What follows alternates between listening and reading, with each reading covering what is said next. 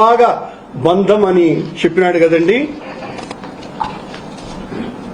ఆవిడ ఎవరైతే ఈయన అన్యోన్య బంధం అని అన్నాడో ఆవిడ 2019 ఎన్నికలప్పుడు గౌరవనీయ పూర్వ ప్రస్తుత ముఖ్యమంత్రి చంద్రబాబు నాయుడు గారు తెలుగుదేశం పార్టీకి ఆవిడ పంపించిన లెటర్ మొదట దీన్ని చూపుతున్నాను. ఇదిగో తెలుగుదేశం పార్టీ అటెస్టేషన్. అలాగే నారా లోకేష్ గారికి కూడా పంపించింది దాని అటెస్టేషన్.